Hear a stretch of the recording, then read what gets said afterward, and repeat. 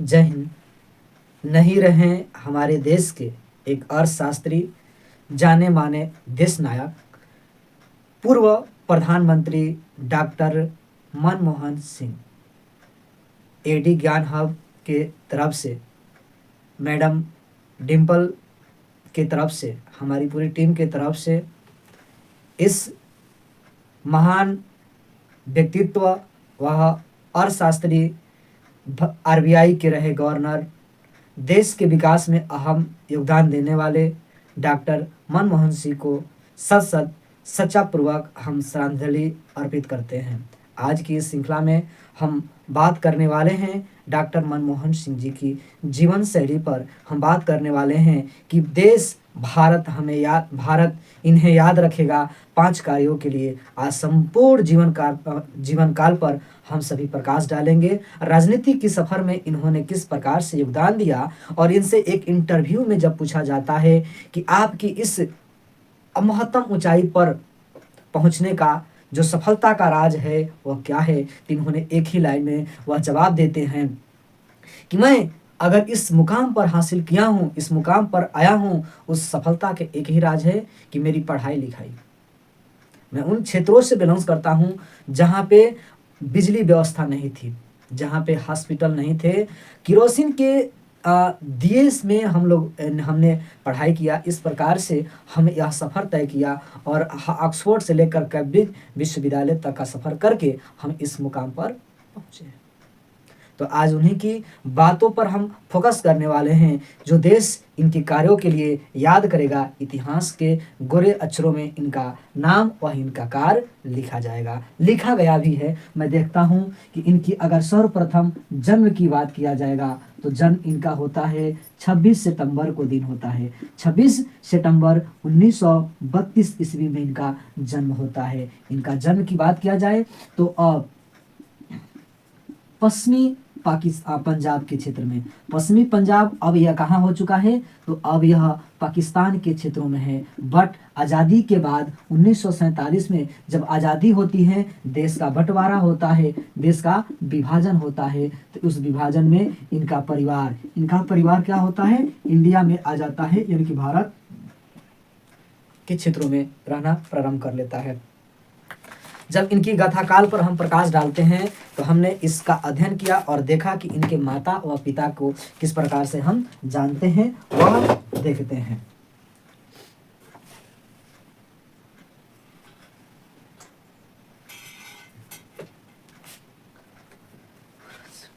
जब हम इनके पिता को देखते हैं तो पिता का नाम था गुरमीत सिंह। इनके पिता का नाम होता है। जबकि अगर माता की बात किया जाए, इनकी माता का नाम देखा जाए तो गुरशरण कौर माता का नाम रहता है। और मैं बात करता हूँ कि इनकी जीवन साथी बोले तो अगर इनकी पत्नी का नाम देखा जाए तो इनकी जो देखा जाता है, इनकी पत्नी का नाम गुरु शरण कौर था और इनके तीन पुत्री रहती हैं, अभी भी हैं, इनके पुत्र नहीं थे। जब आगे हम बात करते हैं तो अब देखते हैं कि इन्होंने अपना पढ़ाई व लिखाई किन क्षेत्रों से प्रारंभ करते हैं और राजनीतिक के दौर में या भारतीय इतिहास में किस प्रकार से गतिविधियां प्रारंभ करते हैं। अब हम बात करते हैं कि जब देश की आज़ादी हो गया और आज़ादी के बाद डॉक्टर मनमोहन सिंह पढ़ने में बहुत ही जो है कि चालाक थे और चतुर थे। इनकी पढ़ाई के वजह से, इनकी पढ़ाई में दिक्कत नहीं हुआ, इनकी चालाकी की वजह से, इनकी तेज तर्कता के वजह से तो इन्हें क्या हुआ कि स्कॉलरशिप में मिलती रही और इन्होंने पढ़ाई करते रहा। आगे समय काल आगे बढ़ता चला जाता है और जो है कि जब कैम्ब्रिज विश्वविद्यालय से यह पढ़ाई कर रहे होते हैं एवं हार्वर्ड विश्वविद्यालय से जब पढ़ाई किए, उसके बाद अमृतसर के एक जो है कि कॉलेज में पढ़ाना स्टार्ट कर लेते हैं। इनके पड़ोसी जिनका नाम रहता है लेखक मुल्क राज आनंद। मुल्क राज आनंद जी कहते हैं कि इनकी मुलाकात हम पंडित जवाहरलाल नेहरू से मिलाते हैं करवाते हैं, जो उस समय के तत्कालिक प्रधानमंत्री के पद पर रहते हैं। और प्रधानमंत्री के पद पर रहते हुए पंडित नेहरू ने इन्हें ऑफर देते हैं कि आप सरकार में आ जाइए, लेकिन डॉक्टर मनमोहन सिंह ने इनकी बातों को ठुकरा दिया और शिक्षा जो प्रोफेसर के तौर पर कार्य कर रहे थे, उन्होंने वहीं पे कार्य करने का जो है कि बीड़ा उठाया। अब हम बात करते हैं थोड़ी क्रमबद्ध तरीके से।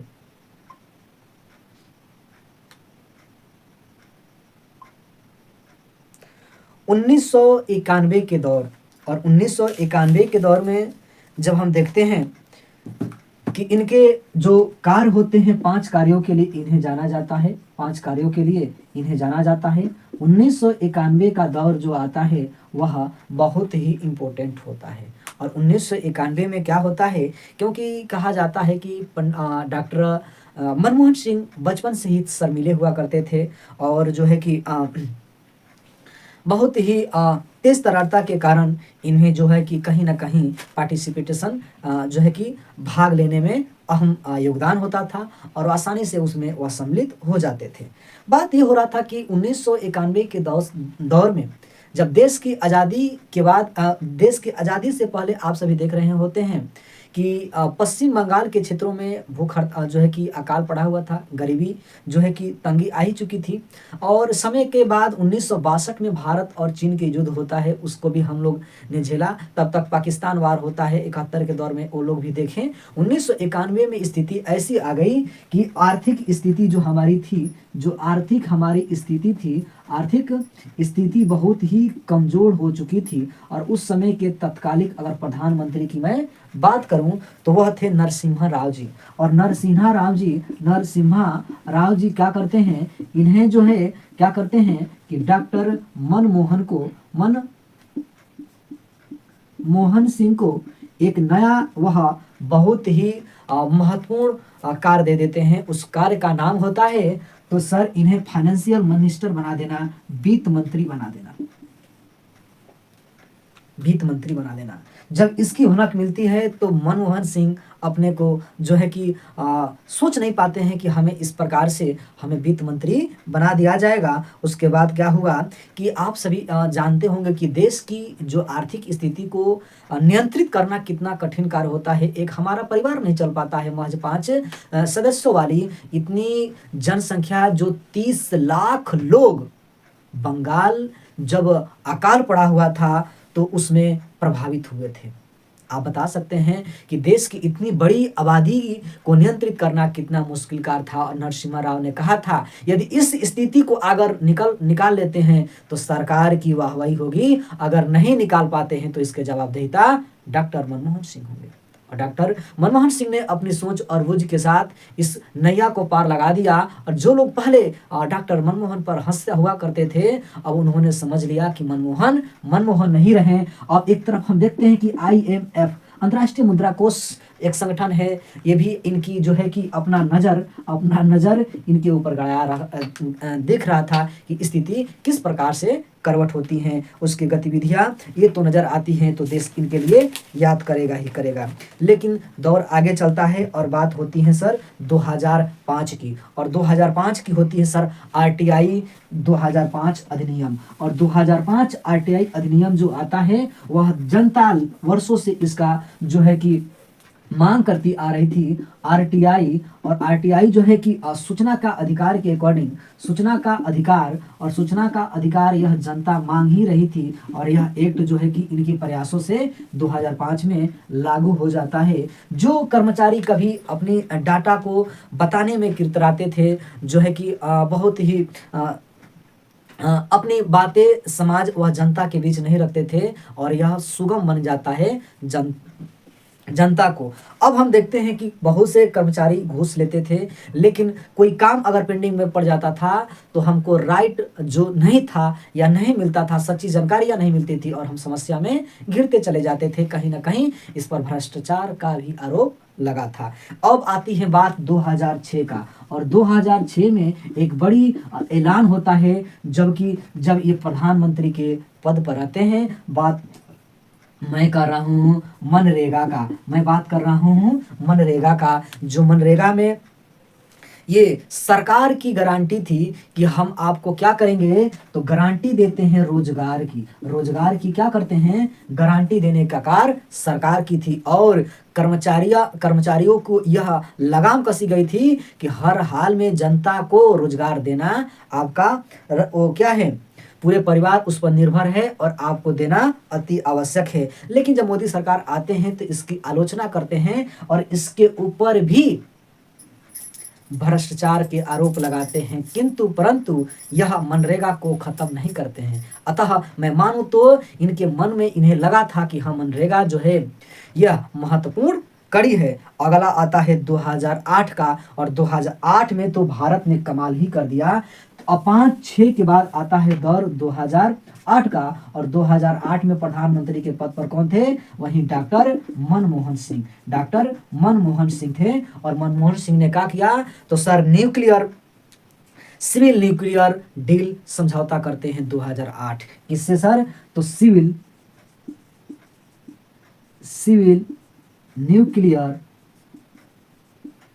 डील 2008 किसके साथ, यूएसए के साथ। इन्होंने करार किया था कि भारत की कुछ संपत्ति को हम किसके साथ, सर अमेरिका के साथ बेचेंगे, और जो है कि भारत में जो प्रगति करना है तो ऊर्जा को अपनाना होगा और प्लांट लगाना होगा। और यहाँ तक कि विपक्ष की जो सरकारें थीं, जो इनको मजबूती के साथ गठबंधन की सरकारें थीं, और यह कहना चाहती थी कि यदि आप इस डील को समझौता कर लेते हैं तो हम क्या कर लेंगे, आपके साथ जो समर्थन वापस कर लेंगे। लेकिन आखिरकार लोहा कहाँ घबराता है, यह लोहा हिम्मत नहीं हारता है और अमेरिका के साथ डील पूरी कर लेता है, और सरकार भी मजे की बात है नहीं गिरती है। ये था रणनीति डॉक्टर मनमोहन सिंह का। तो इस प्रकार से जब हम आगे गतिविधियों पर फोकस करते हैं तो महत्वपूर्ण आती है पांचवा महत्वपूर्ण चीजें आती हैं फूड सिक्योरिटी बिल 2013। और 2013 में मनमोहन सिंह ने जो सराहनीय कार्य किए थे, देश उनकी बातों को, उनके अधिनियमों को कैसे भुला सकता है। 2013 में वह था फूड सिक्योरिटी एक्ट 2013। आप सब जानते थे कि देश की स्थिति ऐसा आ चुका था कि खाने के लिए बहुत समस्या उत्पन्न हो चुकी थी। हमारे पास जो है कि भोजन पर्याप्त मात्रा में नहीं मिलता था, और इस अधिनियम के तहत जो है कि भरपेट भोजन नहीं मिल पाता था। और सरकार का यह योजना था कि हर जनता तक भोजन को पहुंचाना, यानी कि अनाज को जो है कि पहुंचाने का कार्य करना। और यह कार्य जो है कि मनमोहन सिंह की जो है कि लीडरशिप में होती है और सफल भी हो जाती है। आगे की गतिविधियों पर हम फोकस करेंगे एक राजनीतिक परिदृश्य, और राजनीतिक परिदृश्य जो है मैं सूचना लेकर आता हूं और देखता हूं 1991 ईस्वी में। 1991 ईस्वी में अंतर्राष्ट्रीय मुद्रा कोष के बोर्ड ऑफ गवर्नर और पुनः निर्माण विकास के लिए ये भारत के राज्यपाल में भी कार्य करने का सराहनीय इनका योगदान जाता है। 91 के दशक में केंद्रीय वित्त मंत्री बाद वह राज्यसभा से चुने जाते हैं, और क्या होते हैं, तो 90 के दशक में यह प्रधानमंत्री के आर्थिक सलाहकार बनते हैं। 1987 में हम देखते हैं कि महासचिव बनते हैं, और जो है कि आयुक्त बनते हैं दक्षिण आयोग जिनेवा में। इस समझौता को जो है कि आर्थिक मामलों के सलाहकार बनते हैं प्रधानमंत्री का, और महासचिव बनते हैं दक्षिणी आयोग जो है उसके कहा जाता है कि जिनेवा में इन्होंने रिप्रेजेंट करते हैं। लेकिन 1985 की मैं बात करता हूं तो 1985 में योजना आयोग की ये उपाध्यक्ष के भी कार्य किए थे, पद पर रहे। और 1985 में फिर भारतीय आर्थिक मंच के ये प्रेसिडेंट चुने जाते हैं। और अंत में मैं देखता हूं आगे की तरफ घटते क्रम में, तो 1983 ईस्वी में ये होते हैं भारत के प्रधानमंत्री के आर्थिक सलाहकार के परिषद होते हैं। और जो है कि 1982 में जब देखता हूं तो 1982 में ये जो थे कि भारत के वैकल्पिक governor, board of governor IMF के ये गवर्नर होते हैं। और 1982 में ये RBI के भी गवर्नर के पद पर बनते हैं। और मैं बात करता हूं 1980 के दौर में, तो भारत जापान संयुक्त अध्ययन समिति में भारत की ये प्रेसिडेंसी कर रहे होते हैं। और आगे मैं देखता हूँ कि 76 में सचिव वित्त मंत्रालय, ठीक ना, आर्थिक मामलों का विभाग, भारत सरकार, वित्त परमाणु ऊर्जा आयोग की ये सेक्रेटरी बनते हैं। और 1972 ईस्वी में मुख्य आर्थिक सलाहकार वित्त मंत्रालय भारत सरकार के बनते हैं। और आर्थिक सलाहकार के साथ साथ विदेश व्यापार मंत्रालय में ये कार्य भी जो है कि सेक्रेटरी का कार्य करते हैं। अब बात मैं करता हूँ 1991 में, तो हमने तो 91 में कहा ही था कि 91 में वित्त मंत्री बनते हैं और राज्यसभा से चुनकर आते हैं।